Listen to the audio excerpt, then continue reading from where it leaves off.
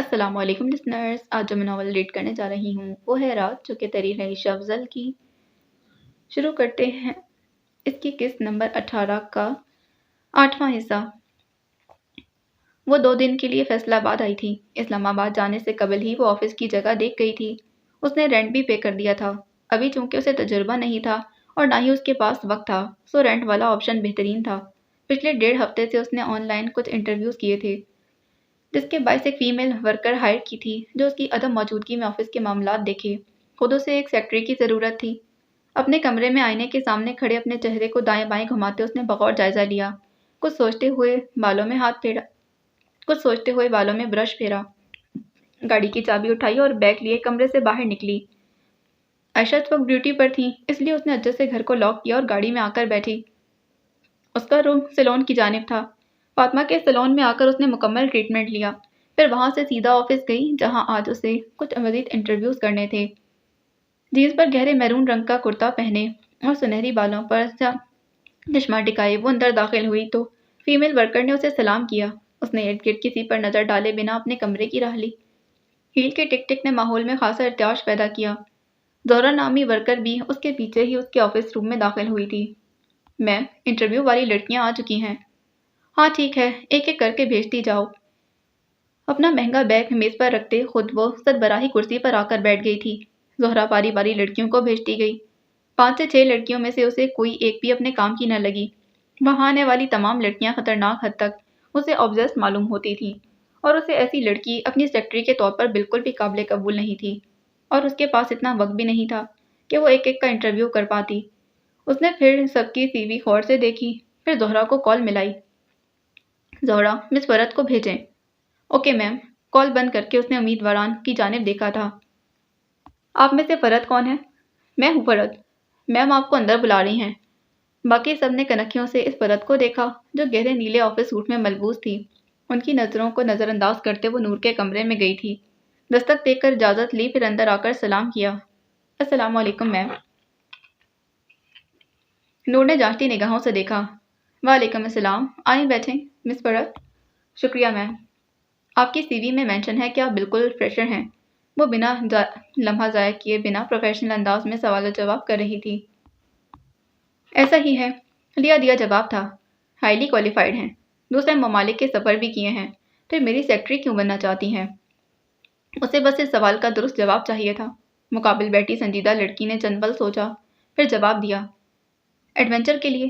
زرخوف کے لبوں پر مسکراہٹ رنگی۔ You are hired. اس نے ہاتھ آگے بڑھایا جسے فرد نے تھام کر مسافہ کیا۔ فرد کے چہرے پر مسکراہٹ ابھری۔ زہرا آپ کو تمام تفصیلات بتا دے گی۔ فی الحال میں آپ کو یہ بتا دوں کہ آپ کو میرے ہر سفر میں میرے ہمراہ رہنا ہے۔ میرے لیے آنے والی تمام کالز آپ اٹینڈ کریں گی۔ ڈائریکٹرز، پروڈیوسرز اور ایڈورٹائزمنٹ کمپنیز وغیرہ کو کیسے ڈیل کرنا ہے یہ آپ پر منحصر ہے، لیکن ایک غلطی بھی ہوئی تو آپ ہائٹ سے فائرڈ ہو جائیں گی۔ سمجھ گئی۔ زہرا سے مل لیں؟ شیور۔ اس نے سکون کا سانس بھرتے سیٹ کی پشت سے ٹیک لگائی۔ اسی وقت فون پر بیپ ہوئی۔ بولیں؟ میم، کل صبح آپ کو ترکی کے لیے روانہ ہونا ہے۔ یہ نعیم سبحانی کا اسسٹنٹ تھا۔ مجھے یاد ہے۔ آپ نے کہا تھا کہ آپ کی کوئی سیکرٹری بھی ساتھ جائے گی۔ ہمیں اس کی تفصیلات چاہیے۔ وہ کچھ دیر میں آپ سے خود رابطہ کر لے گی۔ اس نے فون رکھا اور اٹھ کھڑی ہوئی۔ جب دوبارہ فون پر بیل ہوئی۔ نور، کہاں ہو؟ عائشہ کی کال تھی۔ آفس۔ پورا جواب دیا۔ تمہارے لیے پارسل آیا تھا، میں نے تمہارے کمرے میں ہی رکھ دیا ہے۔ ٹھیک ہے۔ اس نے فون کاٹ دیا تھا۔ ماں بیٹی کے رشتے میں کوئی باریک سی جھلی پیدا ہو گئی۔ اب سب کچھ دھندلا لگنے لگا تھا۔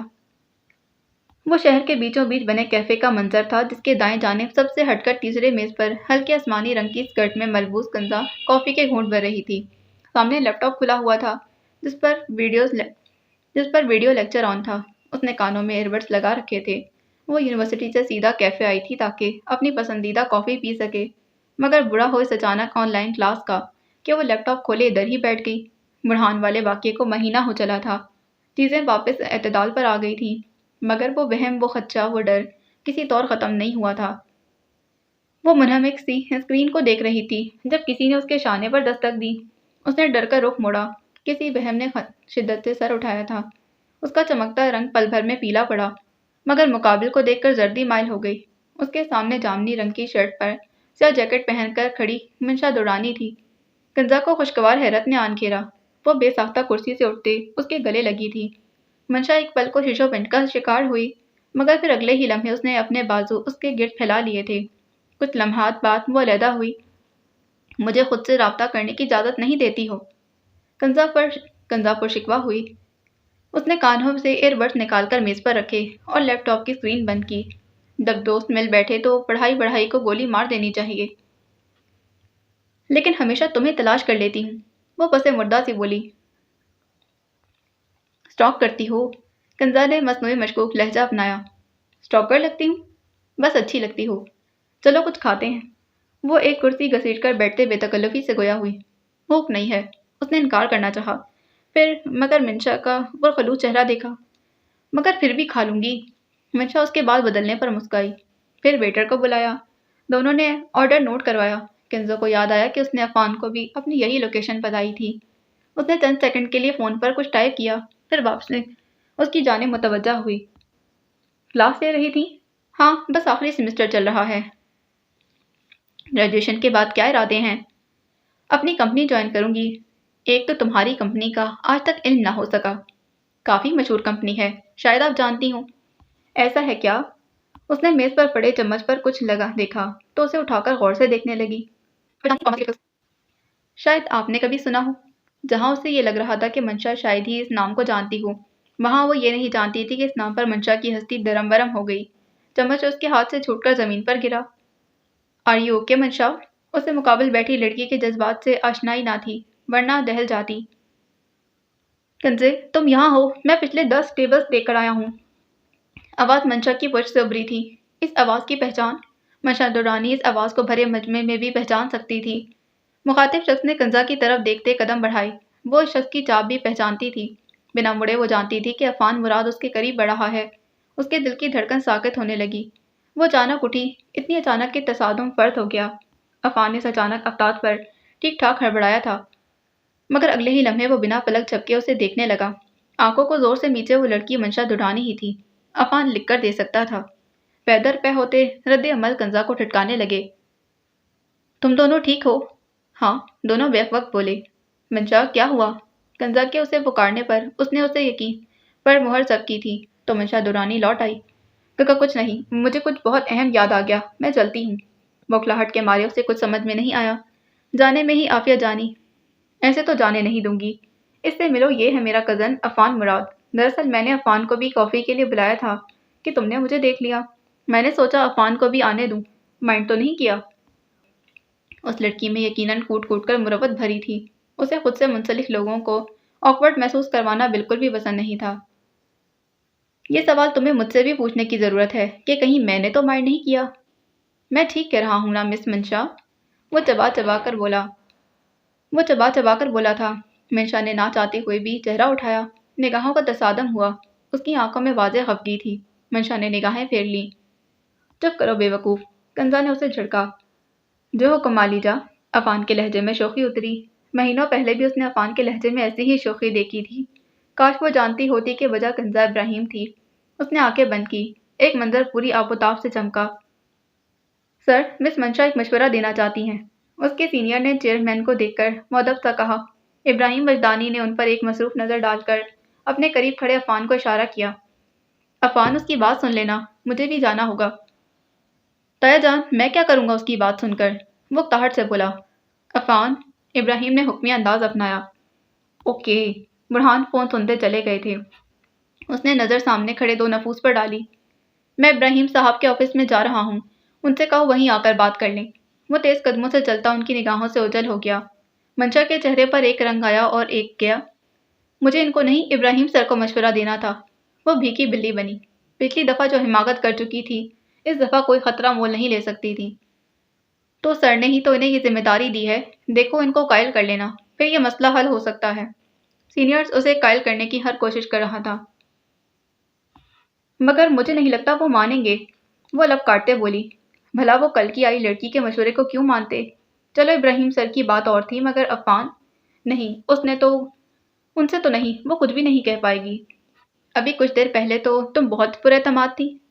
ہاں تھی نا، مگر تب یہ نہیں پتا تھا کہ انہیں قائل کرنا ہوگا۔ اس کا اشارہ عفان کی جانب تھا۔ چلو جلدی، اس سے پہلے کہ عفان سد بھی چلے جائیں۔ دیکھیں، ہم ابراہیم سر کا انتظار بھی تو کر سکتے ہیں، یا آپ نے بتایا تھا کہ کوئی حدیث سر بھی ہیں؟ وہ ہر صورت یہاں سے بھاگ جانا چاہتی تھی۔ ابراہیم سر اب 2 مہینے فیکٹری نہیں آنے والے، اور رہی بات حدیث سر کی تو بال کی کھال ادھیڑ دیں گے۔ عفان صاحب ذرا مہربان ہیں۔ واقعی؟ ہاں نا، اسے کچھ تسلی ہوئی۔ ہاں، وہ نیک دل کے ہوں گے تبھی تو اس کی شکایت نہیں کی، ورنہ جو سلوک وہ ان کے ساتھ کر چکی تھی اب تک تو فائر ہو چکی ہوتی۔ اس نے تھوک نکلا، پھر ابراہیم کے آفس کے باہر آئی۔ آپ بھی ساتھ جائیں گے؟ دیکھو منشا، میں نہیں جاؤں گی۔ اچھا چلو ٹھیک ہے۔ وہ دونوں اجازت لیتے اندر داخل ہوئے۔ عفان نے ان پر ایک سرسری نگاہ ڈالی۔ جس نے بات کرنی ہے اس کے علاوہ کوئی دوسرا انسان مجھے کمرے میں نہیں چاہیے۔ وہ بولا تو لہجہ سخت تھا۔ منشا کے تو ہاتھ پیر پھولنے لگے۔ سینئر باہر جانے لگا تو وہ سرگوشیانہ ہوئی۔ مجھے بھی آپ کے ساتھ جانا ہے۔ وہ رو دینے کو تھی۔ تو جائیں اور میرا وقت ضائع نہ کریں۔ عفان کی سماعت خاصی تیز واقع ہوئی۔ جی؟ منشا بوکھلائی۔ جی، اگر آپ کو مجھ سے اتنا خوف محسوس ہو رہا ہے تو جانا ہی بہتر ہوگا۔ اس نے دروازے کی جانب اشارہ کیا۔ منشا کا کھویا بے خوف انداز واپس لوٹ آیا تھا۔ میں نہیں ڈرتی کسی سے، اس نے باور کروایا۔ گڈ، جاؤ تم۔ یہ میڈم تو ویسے بھی مجھ سے خوفزدہ نہیں۔ سینئر اسے تنہا چھوڑ گیا تھا۔ بولو اب۔ وہ اب مکمل طور پر اس کی جانب متوجہ تھا۔ منشا کا سانس اٹکنے لگا۔ سر، وہ ہاتھ میں تھامی فائل پر اس کی گرفت بھی بے جان ہونے لگی۔ کیا وہ ایک جملے میں نہیں بول سکتی جیسے اس روز بولی تھی؟ آپ مجھ سے بدلہ لے رہے ہیں؟ وہ صدمے سے بولی۔ واٹ؟ تم سے بدلہ؟ سیریسلی؟ تمہیں اتنی خوش فہمی کیوں لاحق ہے کہ میں کمپنی کی ایک معمولی ملازمہ کو سوچتا رہوں اور اب اسے بدلہ لینا چاہتا ہوں؟ آپ میری توہین کر رہے ہیں۔ اوہ واقعی؟ تمہاری کوئی عزت بھی ہے؟ وہ استہزائیہ ہوا۔ اس دن میں نے غلطی سے یوں کہہ دیا تھا، میں اس پر شرمندہ بھی ہوں، مگر آپ کو کوئی حق نہیں پہنچتا کہ آپ مجھے بے عزت کریں۔ عفان اچانک کرسی سے اٹھا۔ منشا اپنی جگہ پر کانپی۔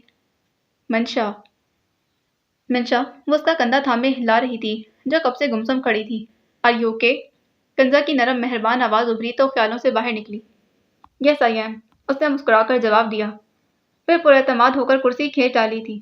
عفان نے اسے متاثر کن نگاہوں سے دیکھا، پھر وہ واپس کنزا کی جانب متوجہ ہوا۔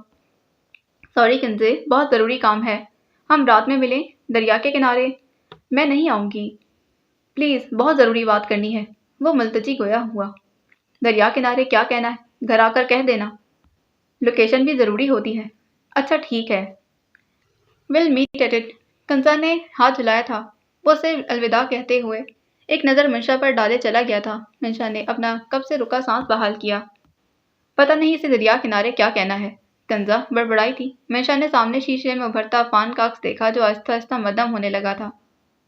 وہ عائشہ کے بلاوے پر FMU جا رہی تھی، وہ جگہ جہاں وہ ایک عام لڑکی بن کر داخل ہوئی تھی مگر ایک ڈاکٹر بن کر نکلی تھی۔ گاڑی یونیورسٹی کے باہر روک کر انہوں نے گہرا سانس بھرا۔ کئی یادیں تازہ ہوئیں، کئی لمحات واپس پلٹے تھے، کانوں میں کتنے ہی بے فکر کہکے گونجے تھے۔ وہ سوگوار سے مسکرائیں، پھر گاڑی لیے اندر آئیں اور سیدھا پارکنگ چلی گئی تھیں۔ وہ گاڑی سے اتر کر سرمئی سڑک پر آئیں اور ایک نظر سارے پر دوڑائی تھی۔ وقت کے ساتھ ڈھیروں تغیرات رونما ہو چکے تھے، خاصی ترقی ہو چکی تھی۔ انہوں نے چلنا شروع کیا، اپنے بیتے لمحات جیسے آنکھوں کے سامنے آنے لگے۔ چلو پراٹھا کھا کر آتے ہیں، عائشہ نے اپنا بیگ کندھے پر درست کرتے ان سے کہا تو انہوں نے ناک چڑھایا۔ مجھے نہیں کھانا اتنا آئلی پراٹھا۔ ہاں تو تم کون سی ایکٹریس ہو جسے فگر سیٹ رکھنا ہے؟ تو کیا صرف ایکٹریسز ہی خود کا خیال رکھتی ہیں؟ ڈاکٹر ہو کر خود اتنا ہی انہیلدی نہیں کھا سکتی؟ آئی بڑی ڈاکٹر، ابھی پہلا سال ہے ہمارا، عائشہ نے یاد کروایا۔ تو یاد نہیں؟ MD کیٹ میں بایو والے سر نے کیا کہا تھا؟ کیا کہا تھا؟ عائشہ نے یاد کرنے کی کوشش کی مگر یاد نہ آیا۔ انہوں نے کہا تھا کہ ایک بار میڈیکل کالج میں داخل ہو جاؤ، بس پھر ڈاکٹر بن کر ہی نکلو گے۔ دونوں نے مل کر جملہ مکمل کیا اور پھر کھل کر ہنسی دی۔ کسی نے ان کے کندھے پر ہاتھ رکھا تو خیال سے باہر نکلی۔ ان کے سامنے ایک فیمیل اسٹوڈنٹ کھڑی تھی۔ میم نازش؟ اس نے تصدیق چاہی۔ یس، ڈاکٹر عائشہ نے آپ کو ریسیو کرنے کے لیے بھیجا ہے۔ نازش اس کے ساتھ ہو لیں۔ وہ ایک ڈپارٹمنٹ میں آئیں۔ لیکچر تھیٹر پر نگاہ پڑتے ہی ایک منظر تخیل کا حصہ بنا۔ پروفیسر ڈاکٹرز اتنے بدنام کیوں ہیں؟ یہ سوال عائشہ نے کیا تھا۔ لقمان عالم نے گہرا سانس بھرا، پھر بولنا شروع کیا۔ ایک مچھلی سارا تالاب گندا کر سکتی ہے، کسی ایک کا کیا اس کے شعبے سے منسلک ہو کر سب کے حصے میں آتا ہے۔ ان کے انداز میں افسوس شامل تھا۔ سر، میں نے سنا ہے کہ ڈاکٹرز اپنے مفاد کی خاطر لوگوں کی جانوں سے بھی کھیل جاتے ہیں۔ لڑکوں کی قطار میں سے ایک لڑکے نے سوال کیا۔ آپ نے کافی حد تک درست ہی سنا ہے، لیکن جیسے میں نے پہلے بتایا کہ ہر کوئی برا نہیں ہوتا، یہی تو حال اس سب میں بھی ہے۔ اب جب ڈاکٹر جیسے معزز شعبے اب جب ڈاکٹری جیسے معزز شعبے سے منسلک لوگ محض اپنا کاروبار چمکانے کے لیے غریب کو رون جائے تو صاف ظاہر ہے کہ وہ اپنے پیشے سے غداری کر رہے ہیں۔ کاروبار چمکانا ڈاکٹرز کا کون سا کاروبار ہوتا ہے؟ وہ نازش کے سوال پر مسکرائے۔ ایک ڈاکٹر جو گورنمنٹ سیکٹر میں جاب کرتا ہے، وہ دراصل اپنے مریض قائل کر رہا ہوتا ہے۔ میں دوبارہ کہہ رہا ہوں کہ سب ایسے نہیں ہوں گے، مگر بھاری تعداد میں ایسے لوگ ہوتے ہیں۔ وہ ٹھہر ٹھہر کر سمجھا رہے تھے۔ مریض قائل کرنا؟ ان کی پچھلی قطار میں سے ایک لڑکی نے تجسس سے پوچھا۔ ہاں، مریض قائل کرنا، کیونکہ انہی ڈاکٹرز نے رات کو اپنے پرائیویٹ کلینک پر بیٹھ کر صبح والے مریضوں کو بھاری فیس کے بعد چیک اپ فراہم کرنا ہوتا ہے۔ پروفیسر، سب نے تو اپنے پرائیویٹ کلینکس نہیں کھولے ہوتے، عائشہ نے اعتراض کیا۔ بالکل، اور جنہوں نے نہیں کھولے وہ دوسری طرح کا کاروبار کرتے ہیں۔ مثلاً انہوں نے اپنا کمیشن سیٹ کیا ہوتا ہے۔ اگر وضاحت کروں تو وہ ادویات لکھ کر دینا جو صرف ایک آدھ میڈیکل سٹور پر ہی موجود ہوتی ہیں، اور ان فارمیسیز کے مالکان کے ساتھ اپنا کمیشن پہلے سے ہی طے شدہ ہوتا ہے۔ وہ مریض کو امتحان کرن ہی ان کے پاس بھیجتے ہیں۔ آپ نے اکثر ڈاکٹرز کو باقاعدہ فارمیسی کا پتہ دیتے بھی سنا ہوگا۔ زیادہ تر طالب علموں نے گردن ہلائی تھی۔ یعنی کوئی پیشہ اب خالص نہیں رہا؟ عائشہ کی دہائی خاصی بلند تھی۔ لقمان عالم نے سر نفی میں ہلایا۔ پیشہ نہیں، کوئی حلال پیسہ غلط نہیں ہوتا، لیکن اس پیشے میں جانے والے لوگ اس کو بدنام کر دیتے ہیں۔ انہی لوگوں کی لالچ کے باعث عوام ان شعبوں سے متنفر ہو جاتی ہے۔ عائشہ نے ان کے چہرے کے آگے ہاتھ لہرایا تو وہ حال میں آئیں۔ پرانے مقامات کتنے نوسٹیلجک ہوتے ہیں نا؟ وہ بے ساختہ بولی۔ عائشہ نے سر کو اس بات میں ہلایا۔ میں سیمینار کے لیے آئی تھی تو سوچا اپنی پرانی یادیں ہی تازہ کر لوں، اسی لیے تمہیں یہاں بلوایا۔ عائشہ نے وضاحت کی۔ بہت اچھا کیا، ان لمحات کو دوبارہ سے جینا کسی نعمت سے کم نہیں۔ وہ ان کی مشکور ہوئیں۔ پھر پراٹھا کھانے چلیں؟ عائشہ نے آگ کا کونا دبا کر پوچھا۔ نازش کا کہکا بلند ہوا۔ اس بار میں خود بھی کھاؤں گی اور تمہیں بھی ڈبل کھلاؤں گی۔ پکا؟ پکا۔ ویسے اگر ان کے پراٹھے مزیدار نہ ہوئے تو؟ نازش نے اسے ڈرانا چاہا۔ پھر ہم پھر بھی کھائیں گے۔ ان کی آواز مدھم پڑتی گئی۔ اس یونیورسٹی نے ان دو دوستوں کی دوستی پر رشک کیا تھا۔ ترکی میں منعقد ماڈلنگ شو بھی کامیاب گیا تھا۔ ظفر نور کا چرچا اب ہر زبان پر تھا۔ سیریز، ڈراماز، ایڈورٹائزمنٹس، کیا تھا جس کی اسے پیشکش نہ ہو رہی تھی؟ ابھی اس وقت بھی وہ ایک اسکرپٹ پڑھ کر فارغ ہوئی تھی جو پاکستان کے مشہور ڈرامہ چینل کے لیے بننے والا تھا۔ اسکرپٹ پڑھنے کے بعد اس نے اس ڈرامے کو انکار کرنے کا سوچ لیا۔ وہ پروڈکشن ہاؤس سے سیدھا آفس آئی تھی، جہاں اس نے فرحت کو اس ڈرامے سے انکار کرنے کے لیے کہا تھا۔ یہ ڈرامہ بلاک بسٹر ثابت ہوگا۔ اس کے سامنے والی کرسی پر بیٹھی فرحت نے حقائق بیان کیے۔ تو یہ کہ آپ کو اس کو انکار نہیں کرنا چاہیے۔ فرحت نے اسے مشورہ دیا جس کی اسے بالکل ضرورت نہیں تھی۔ ہمارے ڈراموں میں جو یہ نیا ٹرینڈ گھس چکا ہے نا، میں اس سے سخت بیزار اور خائف ہوں۔ کیسا ٹرینڈ؟ یہ جو مزاروں پر جا کر دعائیں مانگا کرتے ہیں، جو اللہ سے مانگنے کے بجائے قوالی اور تھاپ والوں کے در پر بھٹکنے جاتے ہیں، جنہیں مسجد جانا گوارا نہیں، مگر وہ سو کالڈ ایستھیٹک درباروں پر موجود دکھائی دیتے ہیں۔ کیا اس ڈرامے میں ایسا کوئی سین ہوگا؟ بالکل، اور اسی وجہ سے تو میں اسے رد کر رہی۔ مگر آپ شوبز میں اپنی مرضی نہیں کر سکتی۔ اس طرح تو 4 دن میں آپ زوال کا شکار ہو جائیں گی۔ فکر مت کرو، اس کا بھی حل ہے میرے پاس۔ وہ کیا؟ میں فی الحال ایڈورٹائزمنٹ کروں گی۔ تم نے جو اس نئے لانچ ہوئے فون برانڈ کے کمرشل کے بارے میں بتایا تھا کہ وہ مجھے اپروچ کرنا چاہتے ہیں، تو تم انہیں ہاں کر دو۔ وہ سب تو ٹھیک ہے، لیکن میں پھر بھی کہوں گی، کہیں اپنی مرضی کر لیں، کہیں ان کی مان لیں۔ وہ ہنوز اپنی بات پر ڈٹی تھی۔ تو تم کہہ رہی ہو کہ میں اس نامناسب سین کے باوجود ڈرامہ کروں؟ نور کو اس سے یہ امید نہ تھی۔ آج کل تو یہ عام ہے۔ ہوگا رواج، لیکن کچھ چیزوں پر سمجھوتا نہیں کیا جاتا۔ فرحت اپنی مہم کا اٹل پن جان کر خاموش ہو گئی تھی۔ میں ایڈورٹائزمنٹ والا معاملہ دیکھتی ہوں۔ فرحت اٹھ کھڑی ہوئی تھی۔ نور نے ہنکار بھرا۔ کیا سوشل میڈیا سٹارٹ ہونے کا یہ مطلب تھا کہ وہ دین کے منافی کاموں میں شریک ہو جاتی؟ اندر سے ضمیر نے جھٹکا سا لگایا تھا۔ اس نے جھرجھری لی۔ وہ دریا کے کنارے کھڑی تھی۔ چاند کا عکس پانی پر تیر رہا تھا اور یہی عکس اس کی بھوری آنکھوں میں بھی جگمگا رہا تھا۔ اس نے کلائی پر موجود گھڑی پر وقت دیکھا۔ وہ جلدی آ گئی تھی۔ وجہ شاید یہی تھی کہ اسے عفان کی بات سن کر جلدی گھر جانا تھا۔ کچھ دنوں بعد اس کے فائنلز تھے اور آخری سیمسٹر کے باعث پڑھائی کا خاصا بوجھ تھا۔ اسے ایک سایہ اپنے قریب بڑھتے دکھائی دیا جو اس کے پاس آ کر رک گیا تھا۔ وہ اس کے قدموں کی چاپ سے ہی اسے پہچان چکی تھی۔ کنزے، عفان کی آواز پر اس نے چہرہ موڑ کر اسے دیکھا۔ عفان نے اس کے سبھی چہرے کو دیکھا جس پر خفگی کے تاثرات دکھائی دیے تھے۔ یہاں کیوں بلوایا؟ وہ کچھ خائف تھی، کچھ کہنا تھا، جانے کیا ایسا کہنا تھا کہ اتنی دور بلوا لیا۔ اب کہہ بھی چکو۔ وہ اس کے جملے کو سن کر مسکراتے اچانک ہی اس کے سامنے گھٹنوں کے بل بیٹھا۔ کنزا حیران کن تاثرات لیے اس کے رد عمل کو دیکھتی رہی۔ میں تم سے شادی کرنا چاہتا ہوں کنزے۔ اس نے ہاتھ میں تھامی ایک انگوٹھی اس کے روبرو کی۔ کنزا کا سانس تھم گیا۔ اسے عفان سے یہ امید تو نہیں تھی، ہرگز نہیں، وہ سوچ بھی نہیں سکتی تھی۔ کنزے پلیز انکار مت کرنا۔ وہ جانتا تھا کہ وہ انکار کر دے گی، پھر کیوں اقرار کر رہا تھا؟ وہ خود بھی اس بات سے واقف نہ تھا۔ عفان، یہ سب کیا؟ مجھے سمجھ نہیں آ رہا، تم ایسا کیسے سوچ سکتے ہو؟ الفاظ ختم ہو چکے تھے، وہ کیا بولے کیا کہے، کچھ سمجھ نہیں آ رہا تھا۔ شروع سے تمہیں پسند کرتا تھا اور یہ پسند کب محبت میں تبدیل ہو گئی میں سمجھ ہی نہیں پایا، لیکن اب تمہیں کہنا لازم ہو گیا۔ مجھے لگا کہ اب نہیں کہا تو دیر ہو جائے گی۔ وہ اپنے دل کے ہاتھوں مجبور ہو کر آیا تھا۔ تم بہت اچھے ہو عفان، میرے دوست ہو، میرے کزن ہو، میں تمہیں پسند کرتی ہوں لیکن محبت نہیں، میں تم سے محبت نہیں کرتی۔ اس نے نفی میں سر ہلایا تھا۔ عفان زمین سے اٹھ کھڑا ہوا، انگوٹھی کا مٹھی میں دبا لیا تھا۔ اٹس اوکے، میں محبت کرتا ہوں، یہ ہمارے لیے بہت ہوگا۔ وہ ضدی بنا۔ Stop it Affan. اسے اس پر غصہ آیا۔ کنزے پلیز کوئی جذباتی فیصلہ نہ لینا۔ اس نے کنزا کے غصے کی پرواہ کیے بغیر اسے جملے کی ادائیگی سے بیشتر سوچنے کا موقع دینا چاہا تھا، مگر وہ کیا سوچتی کیا سمجھتی؟ جن کو ایک بار محبت ہو جائے وہ کہاں کسی اور کی سنتے ہیں، کہاں کسی اور کو سمجھتے ہیں۔ تم جانتے ہو عفان کہ میں حدید سے محبت کرتی۔ اس کی آنکھیں نم ہو گئی تھیں۔ حدید کا نام، اس کا کلام کنزا کا حاصل تھا۔ عفان کا دل گرجی گرجی ہو گیا، حالانکہ یہی وہ آئینہ تھا جس سے وہ عرصے سے نگاہیں چراتا آیا تھا۔ وہ محبت نہیں ہے کنزے، وہ شٹ اپ۔ میں نے کسی کو یہ حق نہیں دیا کہ وہ مجھے یہ بتائے کہ مجھے کس سے محبت ہے اور کس سے نہیں، اور میری حدید سے کی جانے والی محبت کو جج کرنے والوں کو میں معاف نہیں کروں گی۔ انگشتے شہادت اٹھاتے وہ خود بھی حیران ہوئی تھی۔ اسے حدید سے کتنی محبت تھی اس کا اندازہ اسے خود بھی نہیں تھا۔ بس وہ اتنا جانتی تھی کہ اس کی خاطر ہر حوالہ چھوڑ سکتی تھی، ہر نفس رد کر سکتی تھی، مختصراً وہ حدید عالم کے لیے جان بھی دے سکتی تھی۔ وہ تم سے محبت نہیں کرتا، مقابل کو سمجھانے کی چاہتی، مگر اس بری آنکھوں والی لڑکی کو تخیل میں جینا تھا۔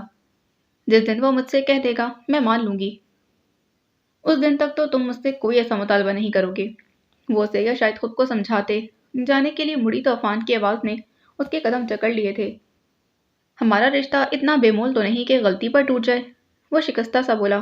کنزا کے قدم بڑھے تھے، اسے بہت بڑا دھچکا لگا۔ سنبھلنے کے لیے وقت چاہیے تھا۔ دریا کنارے کھڑے ایک مرد نے اپنی محبت کو بے مول ہوتے دیکھ کر مر جانے کی چاہ کی تھی۔ اس کی آنکھ سے آنسو بہا تھا۔ وہ زمین پر بیٹھتا چلا گیا، ہاتھ میں موجود انگوٹھی پر گرفت سخت ہو گئی تھی۔ ایک طرفہ محبت کا روک تھامے ایک وجود نے اسے تڑپتا دیکھ کر اپنے دل پر ہاتھ رکھا۔ کافی دیر یوں ہی گریہ زاری کسی کیفیت سے گزرنے کے بعد وہ زمین سے اٹھا تھا اور واپسی کے لیے قدم اٹھائے جب کسی نے اچانک اسے قابو کرتے اس کی ناک کے قریب ایک رومال رکھ کر اسے زور سے دبایا تھا۔ شدید مزاحمت کے باوجود بھی وہ خود کو چھڑا نہیں سکا اور وہیں بے ہوش ہو گیا۔ مقابل وجود نے اسے گھسیٹ کر ایک گاڑی میں منتقل کیا۔ جب اس کی آنکھ کھلی تو وہ کرسی سے بندھا ہوا تھا، جسم میں عجیب قسم کا درد سرایت کر چکا تھا۔ چہرے پر خراشیں واضح ہو رہی تھیں اور کافی دیر سے رسی سے بندھے ہاتھ اور پیر سن پڑ چکے تھے۔ کون ہے؟ مجھے یہاں کیوں لائے ہو؟ وہ خود کو آزاد کروانے کے لیے ہاتھ پیر مارنے لگا تھا، مگر ہر کوشش بے سود تھی۔ ہاتھ پیر بہت سختی سے جکڑے ہوئے تھے۔ کوئی ہے یہاں؟ وہ چیخا اور پھر چنگھاڑتے ہوئے ان کو بلاتا رہا کہ قدموں کی دستک پر اسے خاموش ہونا پڑا۔ اندھیرے سے ایک وجود ابھرا تھا جس کا جسم خاصا بھرا ہوا تھا، چہرہ چھپانے کی بھی کوشش نہیں کی گئی تھی۔ عفان نے اسے دیکھا۔ وہ شخص کافی بھاری بھرکم وجود کا مالک تھا۔ اس کے چہرے سے وحشت ٹپک رہی تھی۔ اسے بے ساختہ جھرجھری آئی۔ تم وہی ہو نا جس نے مجھے تیز روشنی والے کمرے میں بند کیا تھا؟ وہ جانے کیا جاننے کا متمنی تھا، چیخ چیخ کر حلق سوکھ چکا تھا۔ اسے بولنا مشکل لگنے لگا۔ تیری خوش قسمتی ہے کہ باس خود یہاں نہیں آئے، ورنہ جو حشر تیرا وہ کرتے نا پوری عمر یاد رکھتا۔ وہ دھمکی دے رہا تھا اور جانے کس سے دھمکا رہا تھا۔ کیوں؟ میں نے کیا کیا ہے؟ اور کون ہے تمہارا باس؟ مقابل نے اس کے سوال کو ہوا میں اڑایا اور اس کے بالکل قریب جھکا۔ آئندہ تو مجھے میم کنزا کے آگے پیچھے نظر نہ آنا، ورنہ تیری ہڈی پسلی ایک کر دوں گا۔ اس کے چہرے کو بری طرح دبوچے اس نے ایک جھٹکے سے اسے چھوڑا تھا۔ عفان کا خون کھولا۔ کمینے، چھوڑ مجھے، بتاتا ہوں میں تجھے کون کس کی ہڈی توڑے گا۔ کنزا سے دور رہنے کا کہنے والا وہ ہوتا کون تھا؟ بہت پرزے نکل رہے ہیں تیرے، وہ کراہے انداز میں بولا تھا۔ عفان کو واقعی اس وقت اس سے سخت کراہیت محسوس ہوئی۔ ہاتھ کھول بزدل، پھر دیکھ تیرا کیا حشر کرتا ہوں۔ وہ شدید طیش میں غرایا۔ تجھے اعتراض نہیں آ رہی؟ مقابل کا فشار خون بلند ہوا۔ اس نے عفان کے سینے پر بھاری جوتے والا پیر مارا تو وہ توازن کھوتے پیچھے کو گرا تھا۔ سر بے حد زور سے زمین سے ٹکرایا۔ مقابل نے یہاں بس نہیں کی تھی۔ اس نے ایک بار پھر اسے گریبان سے جھنجھوڑتے ہوئے سیدھا کیا اور دوبارہ کرسی کو پیچھے کی طرف پھینکا۔ اس بار ٹکراؤ کی صورت خون کا بہاؤ شروع ہو گیا تھا۔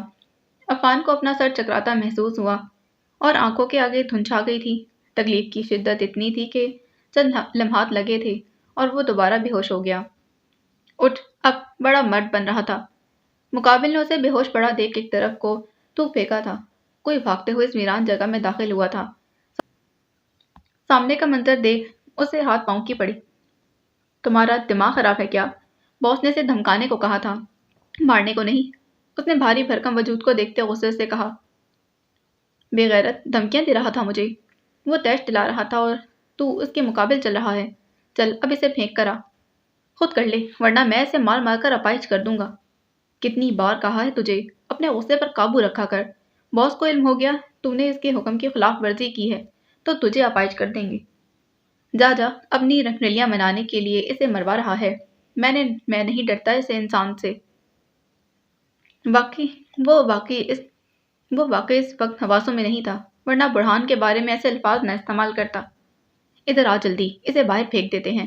ان دونوں نے مل کر عفان کو رسیوں سے آزاد کیا اور پھر اس ویرانی کا اندھیرا اس کی بے بسی کا گواہ تھا۔ 8 ہفتے ہو چکے تھے زخرف کو برلن چھوڑے اور ہر گزرتا دن حدید کے لیے سہانے روح ثابت ہو رہا تھا۔ لاکھ وہ خود کو مصروف رکھتا تھا مگر اس کی یاد دبے پاؤں چلی آتی تھی جس سے فرار ممکن نہیں تھا۔ بکھیرے سمیٹتے سمیٹتے اسے بھی سہارے کی ضرورت پڑی تھی۔ ایسا نہیں تھا کہ زید اس کے ساتھ نہیں تھا، وہ اس کے ہر کام میں برابر کا شریک تھا، ہر غم میں ساتھ کھڑا تھا، ہر تکلیف میں مداوا کرنے کی کوشش کرتا۔ مگر کچھ درد دوا کرنے کی صلاحیت صرف خاص لوگوں میں ہی ہوتی ہے۔ کچھ لوگ مسیحا ہوتے ہیں چھو کر تندرست کر دیتے ہیں۔ اس کے لیے وہ وجود زخرف نور کا تھا، وہ عورت اس کی بیوی تھی، وہ جس میں اس کا سکون پوشیدہ تھا۔ مگر شاید یہ سب یک طرفہ ہی تھا، شاید وہ جذبات کے سمندر میں بہہ نہ سکی تھی، یا شاید وہ اسے مان نہ سونپ سکا تھا، یا شاید کوئی تیسرا تھا جو ان کو ساتھ نہیں دیکھنا چاہتا تھا۔ جو بھی جواز تھا مگر حدید سزا کاٹ رہا تھا، وہ بھی اس جرم کی جو اسے سردرد ہی نہ ہوا تھا۔ اس نے فون کا لاک کھولا، وہاں اینڈ ٹائپ کیا تو سب سے اوپر ایک نام جگمگایا تھا، نور عالم۔ اسے نام کو دیکھتے جانے کتنا وقت بیت گیا تھا جب اس نے چونک کر فون بند کیا۔ کنٹرول کرو حدید۔ اس نے خود کو حوصلہ دیا اور واپس کام میں مگن ہو گیا۔ وہی دنیا کے لیے ایک روبوٹک مشینی انسان جس سے بس کامیابی اور پیسے سے مطلب ہے۔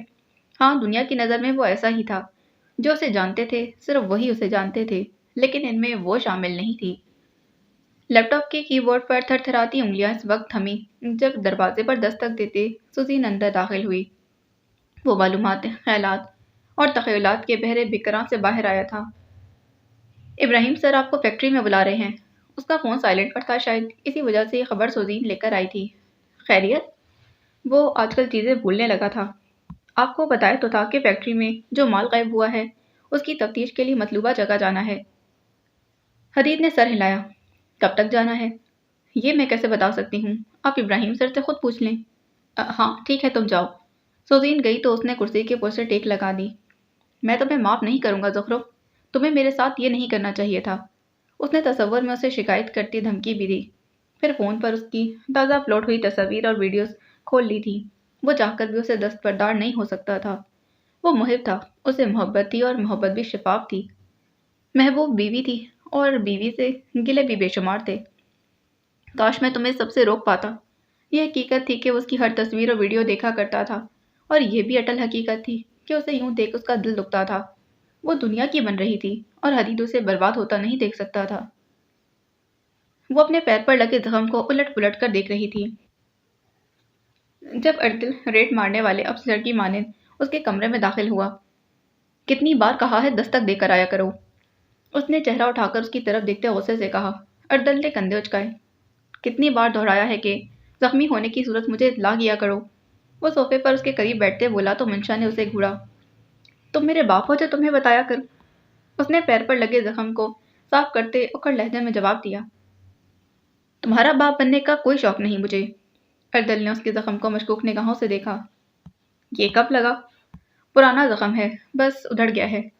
اس کی جانچتی نظروں سے گھبرا کر اس نے فوری یقین دہانی کروانی چاہی۔ مجھے نہیں یاد پڑتا کہ یہاں کبھی کوئی اتنا گہرا زخم لگا ہو۔ اس نے منشا کا پیر تھام کر مشکوک نگاہوں سے دیکھتے اپنا تجزیہ پیش کیا تو وہ پل بھر کو گڑبڑائی۔ چھوڑو میرا پیر۔ اس نے مزاحمت کی تو اردل نے اثر لیے بنا اس کے ہاتھ سے روئی لے کر زخم صاف کرنا شروع کر دیا۔ وہ چپ چاپ بیٹھ گئی تھی۔ ابھی کے لیے اسے بحث کرنے کی ہمت مفقود تھی۔ مجال ہے جو تم میں لڑکیوں والی نزاکت ہو، اتنی بے حس جانے کیسے ہو گئی ہو؟ اسے بنا چون چراں کیے بیٹھا دیکھ کر اردل کو واقعی الجھن ہوئی تھی۔ کتنا گہرا زخم تھا، مگر وہ ایسے بیٹھی تھی جیسے یہ پیر اس کے جسم کا حصہ نہ ہو۔ کیا تم نہیں جانتے؟ اس نے جھٹکے سے اپنا پیر پیچھے کیا تھا اور صوفے سے اٹھ کھڑی ہوئی۔ اردل نے جبڑے بھینچے۔ جب یہ زخم بڑھ جائے گا تب تمہیں اس کی سنگینی کا احساس ہوگا۔ بڑھنے دو زخم، مرنے دو مجھے، تمہیں کیا سروکار ہے؟ برف جیسا ٹھنڈا ٹھار لہجہ۔ خود پر ظلم نہ کیا کرو۔ جانے نصیحت تھی یا گزارش؟ پھر تم پر کروں؟ وہ استہزائیہ ہوئی۔ کر تو رہی ہو۔ بڑبڑاہٹ بے حد دھیمی تھی۔ ہاں۔ اسے جواب سنائی نہیں دیا۔ خود کو نقصان نہیں پہنچاتے۔ ہاں لیکن لوگوں کی زندگیوں کے ساتھ کھیل سکتے ہیں۔ تانا شدید تھا۔ اردل چونک کر اٹھا۔ کیا مطلب؟ اس کے ماتھے پر واضح بل پڑے۔ میری ایک بات اپنے دوست تک پہنچا دینا۔ آئندہ مجھ سے وابستہ لوگوں سے دور رہے اور میرے معاملات میں دخل اندازی نہ کرے۔ میں لحاظ نہیں کروں گی۔ انگشتے شہادت اٹھا کر کہتے وہ دھمکی آمیز لہجے میں بولتے ڈریسنگ روم کی جانب بڑھی۔ کیا کیا ہے برہان نے؟ اس کی پرسے تجسس آمیز آواز ابھری تھی۔ یہ اسی سے پوچھنا۔ رکو منشا اور مجھے بتاؤ کیا کیا اس نے؟ اس کی بات کا جواب دینے کے بجائے اس نے ڈریسنگ روم میں گھس کر زوردار دھماکے سے دروازہ بند کر دیا تھا۔ منشا، اردل نے دروازہ بجاتے پکارا۔ بھاڑ میں جاؤ تم اور بھاڑ میں جائے برہان۔ اندر ہی سے دونوں کو جہنم میں بھیجا گیا تھا۔ اردل کا فشار خون پلند ہوا۔ ایک بار باہر نکلو تم۔ تیش کے عالم میں پیر پٹکتے وہ کمرے سے باہر نکلا تو اس کے قدموں کی چاپ باہر جاتے محسوس کر کے منشا ڈریسنگ روم سے باہر نکلی۔ پیر زخمی تھا اسی لیے وہ مزید کھڑی نہیں رہ سکتی تھی۔ دروازے کو لاک لگا کر بستر پر ڈھہ گئی تھی۔ کچھ دیر قبل کے مناظر آنکھوں کے پار چھلکتے اسے عجیب سے احساسات سے دوچار کر گئے تھے۔ اٹھو، کوشش کرو۔ وہ جھاڑیوں میں گرا پڑا تھا جب کسی وجود نے اس کے قریب ہوتے اس کے گال تھپ تھپائے، مگر مقابل کی حالت میں کوئی فرق نہ محسوس کرتے اس کے ہاتھ پیر پھولے تھے۔ وہ گاڑی کی طرف بھاگی اور اس میں سے بوتل لیتے واپس تیز قدموں تک اس تک آئی تھی۔ اس کے خون سے لت پت چہرے پر پانی کی بوندیں گراتے اس کی آنکھیں نم ہوئی تھیں۔ عفان اٹھو، اس نے رندی ہوئی آواز میں التجا کی تھی۔ غالباً مقابل کی سماعت میں کوئی سنسناہٹ ہوئی تھی جو اس کے ساکت وجود میں ارتعاش پیدا ہوا۔ اس کی آنکھوں کی حرکت محسوس کرتے منشا کے دل کو کچھ تسلی ہوئی تھی۔ اس کے ماسک سے ڈھکے چہرے کے تاثرات میں کچھ سکون ابھرا تھا۔ کون؟ عفان نے اٹھنے کی کوشش کی مگر نیم آنکھیں بند ہونے لگی تھیں۔ اٹھو جلدی، تمہارے سر سے خون بہہ رہا ہے۔ اس نے منت کی، ساتھ ہی اسے تام کر کھڑا کرنا چاہا مگر یہ اکیلے اس کے بس میں نہیں تھا۔ پلیز ہمت کرو۔ اس نے دوبارہ سے عفان کے چہرے پر پانی پھینکا اور اسے کھڑا ہونے میں مدد کی تو جیسے تیسے کرتے وہ اٹھ گیا تھا۔ اس نے اس کے بائیں بازو کو اپنی گردن کے گرد کیا تھا اور اسے سہارا دیتے گاڑی تک لائی تھی۔ اسے پچھلی سیٹ پر لٹا کر وہ خود فرنٹ سیٹ کی طرف آئی۔ اچانک اس کے دماغ میں کچھ کلک ہوا۔ اس نے فرسٹ ایڈ باکس نکال کر اس میں سے ایک انجیکشن برآمد کیا تھا۔ اس کے نیم بے ہوش وجود کے بازو کو تھام کر انجیکشن کی دوائی رگوں میں اتاری۔ اسے یقین تھا یہ انجیکشن بہت جلد اثر دکھائے گا۔ اس وقت تک خون کے ضیاع کو روکنا ضروری تھا۔ وہ پٹی کرنا چاہتی تھی مگر سامان کی عدم موجودگی۔ اس نے بے بسی سے اپنے بال کھینچے، پھر کچھ یاد آتے ڈگی کھولی تھی اور اس میں موجود بیگ سے ایک شرٹ نکالی۔ وہ ٹی شرٹ اس نے نئی خریدی تھی۔ اس نے وہی ٹی شرٹ پھاڑ کر اس کے خون کو روکا تھا۔ ہاں اسے تکلیف ہوگی مگر وہ بچ جائے گا۔ عفان کو زندہ رہنا تھا۔ نہایت تیز رفتار سے گاڑی ڈرائیو کرتے وقتاً فوقتاً پچھلی سیٹ پر نگاہیں دوڑاتے اس کے گھر کے قریب پہنچ کر اس نے بریک لگائی تھی، پھر پچھلی سیٹ کا دروازہ کھولا۔ اس نے عفان کو باہر نکالنا چاہا تو اس نے آہستگی سے آنکھیں کھولی تھیں۔ منشا نے اسے سمجھنے کا موقع دیے بغیر گاڑی سے باہر کھینچا اور خود تیزی سے ڈرائیونگ سیٹ پر بیٹھتے گاڑی بھگا لے گئی تھی۔ اس روز عفان کیسے واپس پہنچا تھا یہ وہ خود بھی نہیں جانتا تھا، مگر منشا درانی جانتی تھی۔ دروازے پر دستک ہوئی تو انہوں نے دروازہ کھولا اور اسے دیکھ کر وہ خوشگوار حیرت کا شکار ہوئی۔ زید، نادش کے لیے اس کی آمد انتہائی غیر متوقع تھی۔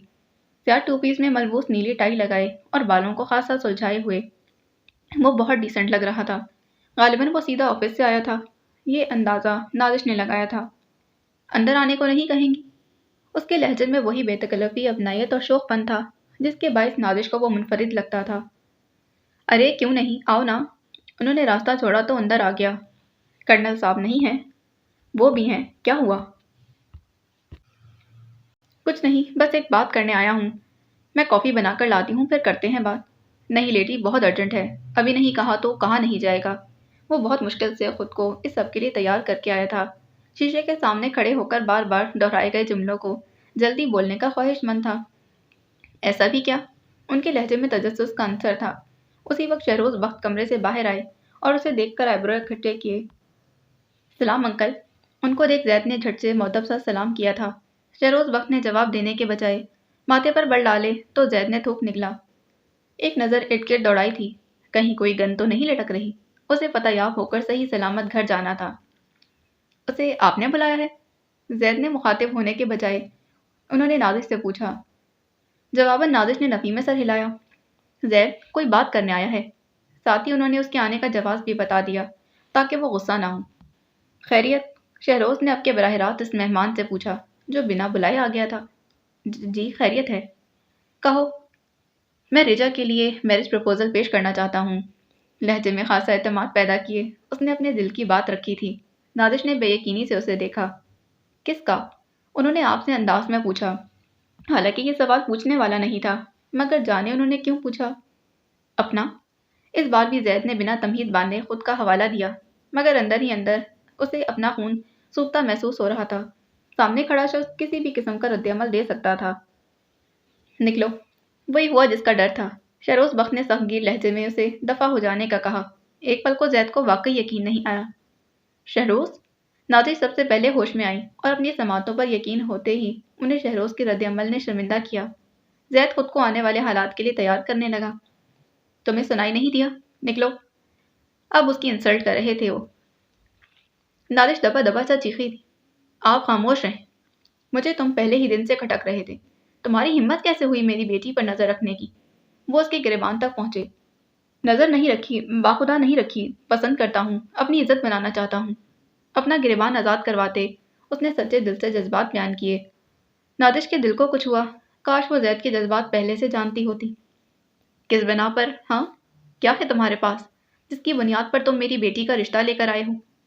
وہ تیش زدہ سے دوبارہ اس پر برسنے کو تیار تھے۔ حق حلال کا کماتا ہوں، آپ کی بیٹی کی ہر خواہش پوری کر سکتا ہوں، اس کی عزت کروں گا، مان دوں گا، وقت پڑا تو جان بھی دے دوں گا۔ صدقے دل سے اقرار ہوا تھا، مگر سامنے کھڑا شخص اس کے جذبات سمجھنے سے قاصر۔ کس دنیا میں ہو تم؟ تم جیسے حق حلال والے بہت دیکھے۔ ہے کیا تمہارے پاس ایک جاب کے علاوہ؟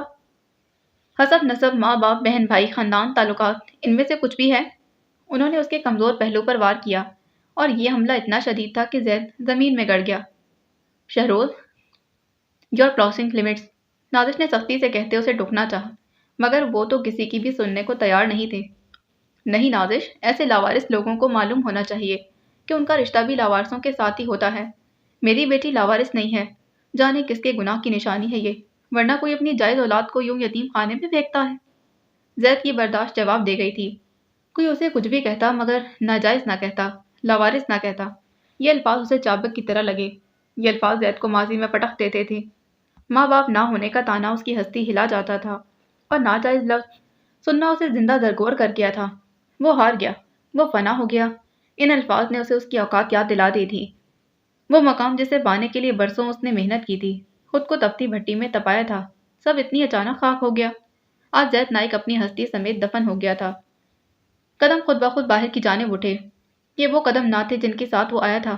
وہ زید نائک بن کر آیا تھا اور لاوارث بن کر لوٹ رہا تھا۔